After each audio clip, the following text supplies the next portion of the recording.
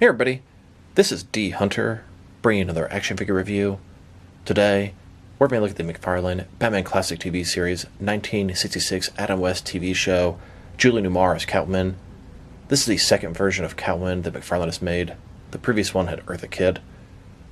Catwoman was played by three different actresses, Lee Merriweather, Kitt, and Julie Newmar.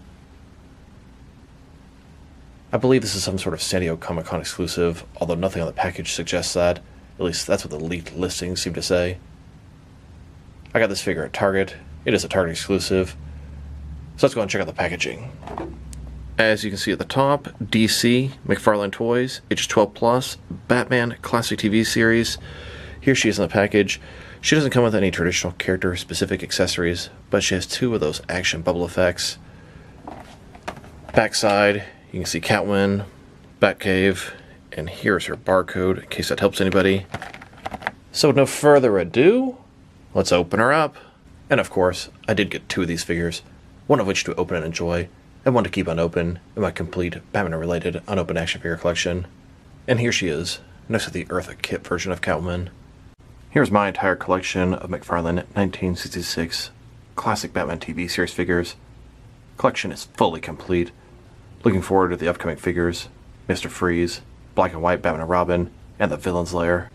Alright, now that we got this figure out of the package, here she is with all her accessories laid out. She doesn't come with any traditional accessories, but she has two sort of action bubble effects, similar to how the show had them. So this is the Julie Newmar Catwoman. She played Catwoman in the 1966 Batman film, not the TV show. There were two different actresses that played her in the show, Lee Merriweather and Kitt. I think it's really cool they're giving us more than one version. I hope they give us the three. Time will tell. So let's take a look at her. It is believed going to be the exact same body as the Kitt Catwoman, which is a pretty nice body. And then onto her face here, she has that 60s style hair, a little curl at the bottom, sort of signature to Julie Newmar. The cat ears, the mask, it all looks great. The Mattel version had no mask, so I'm happy to finally have a masked version of the Julie Newmar Catwoman. Necklace. Her outfit has all the sort of glitter looking stuff on it, just simulating shiny spandex. I think it's a pretty cool effect.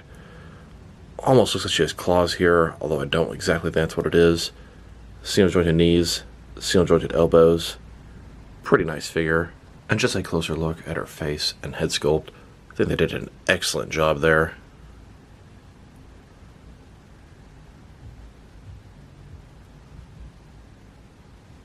Now let's take a look at her accessories. Two action bubble effects. One says, "Yow." It's going to attach onto her wrist, so while she's punching or scratching somebody, you can see the action effect. Other one, sort of, "Aye."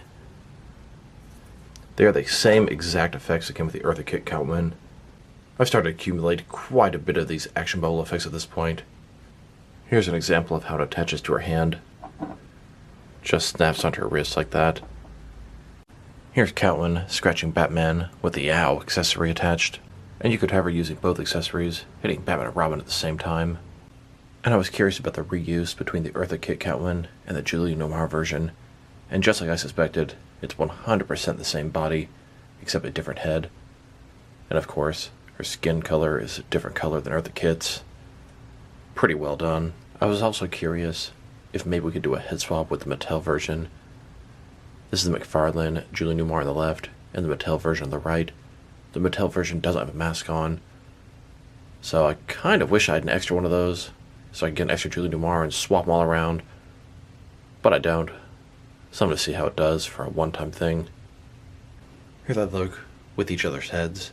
On the left, the McFarlane body with the Mattel unmasked head, and on the right, the Mattel body with the McFarlane head.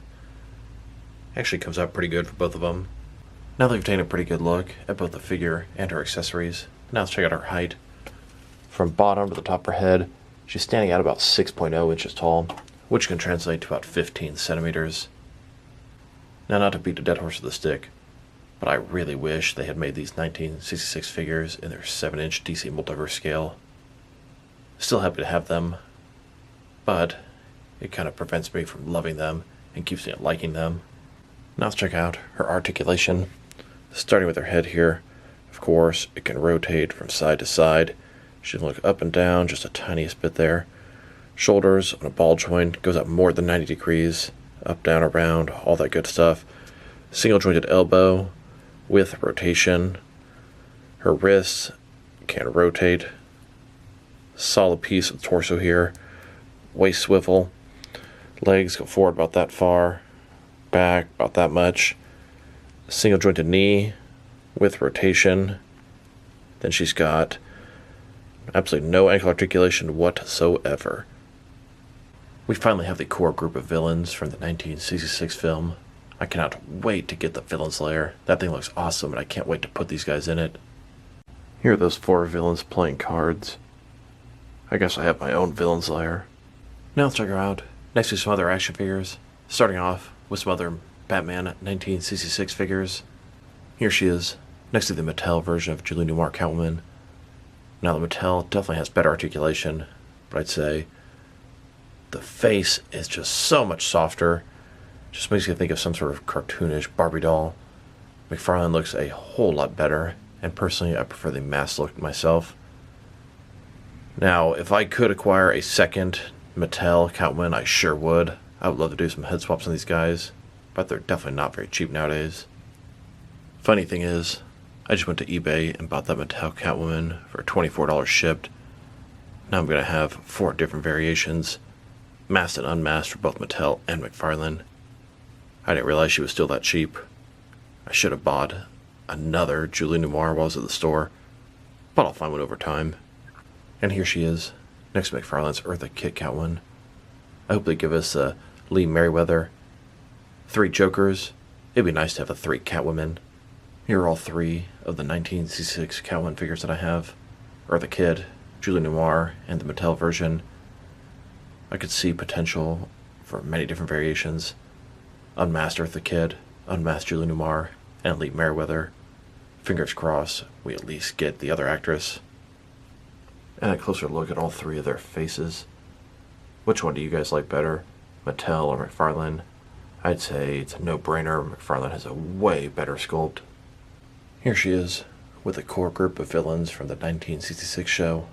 These are the 4 villains from the actual film. And if you were curious how she fit in with the Mattel Rogues, that way you'd have a masked Catwoman to go with your movie figures. It's not bad. She's a tiny bit smaller, but that works okay. Here she is, next to the McFarlane, Adam West, and Burt Ward, Batman and Robin. Then, next to the Mattel versions of Batman and Robin. Here she is, with the entire McFarlane 1966 Batman collection. Looking forward to the next ones being Mr. Freeze, Black and White Batman, and Black and White Joker, and I cannot wait to see what's coming after that. Fingers crossed for Egghead, King Tut, Bookworm, Commissioner Gordon, Alfred, and Harriet, and all the others. Now I did make a Bruce Wayne and Dick Grayson in civilian attire out of the McFarlane's Unmasked Batman and Robin. Now I think this Bruce Wayne looks fantastic by himself, although he's definitely too big next to the rest of the 66 figures. Dick Grayson on the other hand, he looks awful, looks like a midget, head is way too big for that body. I'm gonna have to find a new body for that guy. Here she is, with the Mattel heroes. Then, next to the Mattel villains, Mattel also made an Alan Napier Alfred from the 1966 show. It was part of their DC Multiverse line, so it's a little bit larger and doesn't scale up right with these figures, but still really cool to have that character. And here she is, next to the 7-inch scale NECA version of the Adam West Batman. Now let's check her out, next to some of their Catwoman figures. Here are all the different McFarlane Catwoman figures that I have so far. Then, next to all my different DC Direct and DC Collectibles Catwoman figures, there's only one I can think of that I'm missing. And here she is, next to a Diamond Select Cat from Gotham. Then, with the Soap Studios Catwoman. And now, next to a Yamato Catwoman. And here she is, next to a couple of Mezco 112 Collective Catwoman figures. Then, with some Mafex Catwomen. And here, with all of my Mattel Catwoman figures. Then, with an SH Figure Arts Catwoman.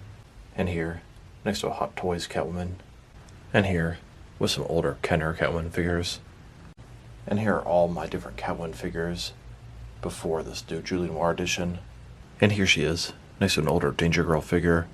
I used her for a Selena Kyle out of the costume. Now let's check her out, next to some action figures from different various companies, to see how she fits in, both scale and style-wise, in case you don't know which lines you can mix her with. Since she's a McFarlane classic TV series figure, they're typically on the smaller end of 6-inch scale collecting. I'm going to start off my comparisons with some of the smaller action figure lines I collect, and work way larger. Here she is, next to some Jazzwares Fortnite figures. And here she is, next to some SH Figure Arts action figures.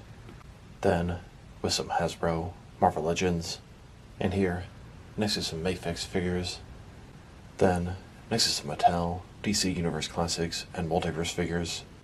And here she is, next to some Mezco 112 collective figures. And now, next to some Jazzwares AEW wrestlers. Then, with some Mattel wrestling figures. And here she is, standing with some NECA figures. Then, with some DC Direct and DC Collectibles figures. Here's Catwoman with some of her McFarlane Toys brothers and sisters. Of course, these guys are 7-inch scale, whereas she's 6-inch scale. Then, next to some DST or Diamond Select toys. And finally, next to some Jack-specific wrestling figures.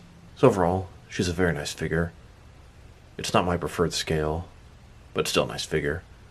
Her articulation, it's good for what it is. These are more basic type figures. The sculpt and paint job are excellent. I like the sort of way they did the suit with the sort of glittery stuff in there, making it seem like shiny spandex. It works. The face looks fantastic. Her accessories, pretty much non-existent. They're trash. If I were to rate this figure, I'm going to give her a 7 out of 10. Definitely enjoying her. She looks better than the Mattel version, and she's going to look great alongside the Eartha Kitt version. Fingers crossed that we get the third version. So this is D Hunter. Thank you guys for watching this video. If you liked the video, press like below. If you have anything to say with the video, add to the comment section. If you want to see additional action figure reviews from me, press subscribe. I do appreciate when you do that. Once again, this is D Hunter. Thank you guys for watching this video, and I'll talk to you guys real soon.